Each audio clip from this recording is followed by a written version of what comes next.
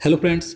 आज की इस वीडियो में हम कंप्यूटर के 25 मोस्ट इंपॉर्टेंट क्वेश्चन देखेंगे जो आपके सभी आने वाले एग्जाम के लिए महत्वपूर्ण है। तो इसलिए वीडियो पूरे एंड तक देखते रहिए। तो चलिए आज का वीडियो शुरू करते हैं। तो यहाँ पर आज का पहला क्वेश्चन है, निम्नलिखित में से किसे कंप्यूटर का पितामह कहा जाता है। तो देखिए, जितने क्वेश्चन मैं आपके लिए इस वीडियो में लेकर आया हूँ, अगर आपको इनमें से किसी का भी आंसर पता है तो आप नीचे कमेंट बॉक्स में बता सकते हैं, ताकि आप इस वीडियो के माध्यम से हमारा रिवीजन कर सकें। तो देखिए, कंप्यूटर का पितामह यानी कि फादर ऑफ कंप्यूटर या कंप्यूटर का जनक किसे कहा जाता है, तो चार्ल्स बेबेज को कहा जाता है। तो इसका आंसर ऑप्शन भी हो जाएगा चार्ल्स बेबेज को। देखिए, इनका जन्म लंदन में 1791 में हुआ था। तो आपको याद रखना है, father of computer Charles Babbage को कहा जाता है। अगला क्वेश्चन है, कंप्यूटर की भौतिक बनावट क्या कहलाती है। तो देखिए, आप सभी जानते हैं जो कंप्यूटर की भौतिक बनावट होती है क्या कहलाती है, हार्डवेयर कहलाती है। तो इसका आंसर ऑप्शन भी हो जाएगा हार्डवेयर। देखिए, कंप्यूटर के वे भाग जिन्हें हम देख सकते हैं, छू सकते हैं, तो उसे हार्डवेयर कहते हैं। जबकि जो सॉफ्टवेयर होता है, इसे हम ना ही छू सकते हैं ना ही इसे हम देख सकते हैं। देखिए, सॉफ्टवेयर के आधार पर ही कंप्यूटर का हार्डवेयर कार्य करता है। तो आपको याद रखना है। अगला क्वेश्चन है, वह हार्डवेयर डिवाइस कौन सी है जिसे आमतौर पर कंप्यूटर का ब्रेन कहा जाता है। तो देखिए, कंप्यूटर का ब्रेन यानी कंप्यूटर का मस्तिष्क किसे कहा जाता है, तो सीपीयू को कहा जाता है। तो इसका आंसर ऑप्शन सी हो जाएगा, सीपीयू को। देखिए, इसकी फुल फॉर्म क्या होती है, सेंट्रल प्रोसेसिंग यूनिट। याद रखना है। देखिए, यह कंप्यूटर का नियंत्रक भाग होता है जो कंप्यूटर के सारे कार्यों को नियंत्रित करता है तथा यह इनपुट को आउटपुट में रूपांतरित भी करता है। तो आपको याद रखना है, कंप्यूटर का ब्रेन सीपीयू को कहा जाता है। अगला क्वेश्चन है, इंटीग्रेटेड सर्किट चिप का विकास किसने किया था। तो इसका आंसर ऑप्शन सी हो जाएगा, रॉबर्ट नोयस और जैक किल्वे ने। इन दोनों ने मिलकर इंटीग्रेटेड सर्किट चिप यानी कि आईसी चिप का विकास किया था। देखिए, जो इंटीग्रेटेड सर्किट चिप होती है, इस पर सिलिकॉन की परत होती है। तो ये क्वेश्चन कई बार पूछा जाता है कि इस पर कौन सी परत होती है, तो सिलिकॉन की परत होती है। देखिए, इसे एकीकृत परिपथ, सूक्ष्म परिपथ, सूक्ष्म चिप और सिलिकॉन चिप के नाम से भी जाना जाता है। याद रखना है। अगला क्वेश्चन है, चुंबकीय डिस्क पर किस पदार्थ की परत होती है। तो देखिए, जो चुंबकीय डिस्क है, यह एक कंप्यूटर मेमोरी डिवाइस है जिस पर आयरन ऑक्साइड की परत होती है। तो इसका आंसर ऑप्शन हो जाएगा आयरन ऑक्साइड की। अगला क्वेश्चन है, कंप्यूटर में किसी शब्द की लंबाई किससे मापते हैं। तो देखिए, कंप्यूटर में किसी शब्द की लंबाई बिट से मापी जाती है। तो इसका आंसर ऑप्शन भी हो जाएगा बिट से।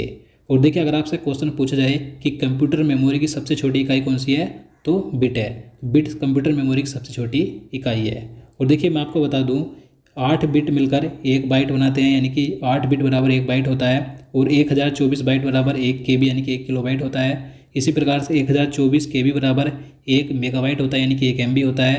1024 एमबी बराबर 1 जीबी यानी कि 1 गीगाबाइट होता है। और 1024 जीबी बराबर 1 टेराबाइट होता है। 1024 टेराबाइट बराबर 1 पीबी यानी कि 1 पेटाबाइट होता है। तो इसी प्रकार से एक कंप्यूटर मेमोरी की इकाई होती है। लेकिन कंप्यूटर मेमोरी की सबसे छोटी इकाई होती है बिट, जो कि कई बार एग्जाम में पूछी जाती है। याद रखना है। चलिए अगला क्वेश्चन देखते हैं, अक्षरों तथा चिन्हों को बाइटों में स्टोर करने की विधि को क्या कहते हैं। तो इसका आंसर ऑप्शन डी हो जाएगा, कोडिंग सिस्टम। तो देखिए, अक्षरों तथा चिन्हों को बाइटों में स्टोर करने की विधि को कोडिंग सिस्टम कहा जाता है। तो आपको याद रखना है। नेक्स्ट क्वेश्चन है, 1024 बाइट बराबर क्या होता है। तो मैंने आपको पहले बता दिया, 1024 बाइट बराबर होता है 1 केबी यानी कि 1 किलोबाइट। तो इसका आंसर ऑप्शन डी हो जाएगा 1 केबी। नेक्स्ट क्वेश्चन है, किसी प्रोग्राम में बग क्या होता है।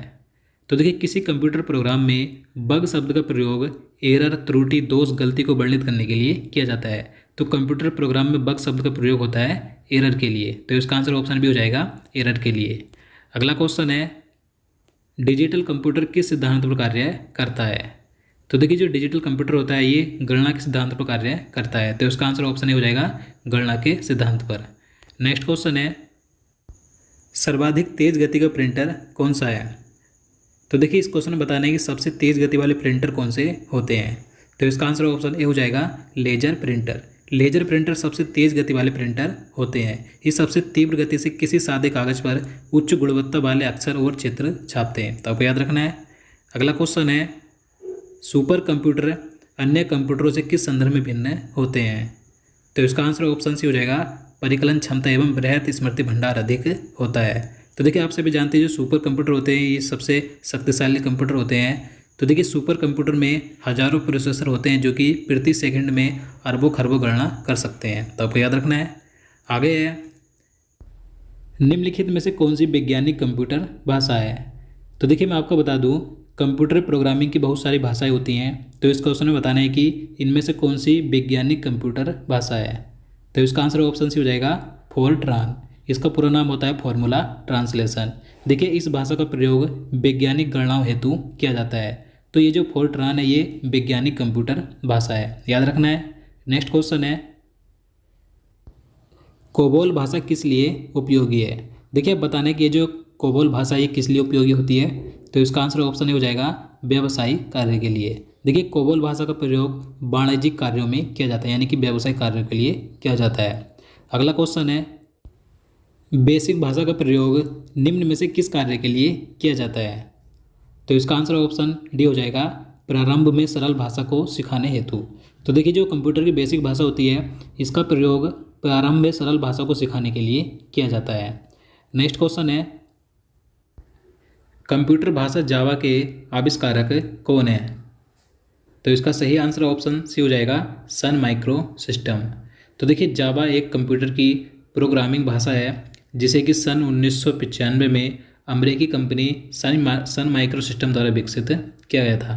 तो जावा के आविष्कारक कंपनी का नाम है सन माइक्रो सिस्टम। अगला क्वेश्चन है, कौन सा सॉफ्टवेयर शब्द संसाधन में प्रयोग किया जाता है। तो देखिए आप सभी जानते हैं, तो इसका आंसर ऑप्शन सी हो जाएगा MS वर्ड। काफ़ी फेमस सॉफ्टवेयर है कंप्यूटर का। देखिए MS वर्ड एक सॉफ्टवेयर है जो कि वर्ड यानी कि शब्द प्रोसेसिंग कार्य के लिए प्रयोग किया जाता है, जो कि एक विंडो ऑपरेटिंग सिस्टम है, याद रखना है। नेक्स्ट क्वेश्चन है, इंटरनेट के क्षेत्र में www का सही रूप क्या है। तो देखिए मोस्ट इंपॉर्टेंट क्वेश्चन है, क्योंकि जो www है इसकी कई बार फुल फॉर्म पूछी जाती है। तो इसकी फुल फॉर्म क्या होती है, वर्ल्ड वाइड वेब। तो इसका आंसर ऑप्शन भी हो जाएगा वर्ल्ड वाइड वेब इसकी फुल फॉर्म होती है। और देखिए इसके आविष्कारक कौन थे, तो इसका आविष्कार किया था टिम बर्नस ली ने, याद रखना है। नेक्स्ट क्वेश्चन है, रैम का पूर्ण रूप क्या है। तो देखिए आप सभी जानते हैं कई बार एग्जाम में रैम और रोम की फुल फॉर्म पूछी जाती है। तो रैम की फुल फॉर्म क्या होती है, रैंडम एक्सेस मेमोरी। तो इसका आंसर ऑप्शन ही हो जाएगा रैंडम एक्सेस मेमोरी रैम की फुल फॉर्म होती है। और देखिए ये कंप्यूटर की अस्थायी मेमोरी होती है। और जो रोम होती है इसकी फुल फॉर्म क्या होती है, रीड ओनली मेमोरी। और ये कंप्यूटर की स्थायी मेमोरी होती है। तो आपको दोनों याद रखनी है। अगला क्वेश्चन है, कंप्यूटर में जाने वाले डेटा को क्या कहते हैं। तो इसका आंसर ऑप्शन सी हो जाएगा इनपुट। तो देखिए काफ़ी आसान है, कंप्यूटर में जो डाटा जाता है तो वो तो इनपुट होता है, और जो डेटा प्रोसेसिंग होने के बाद उपलब्ध जानकारी को आउटपुट डिवाइस की सहायता से प्रस्तुत किया जाता है तो वो आउटपुट होता है।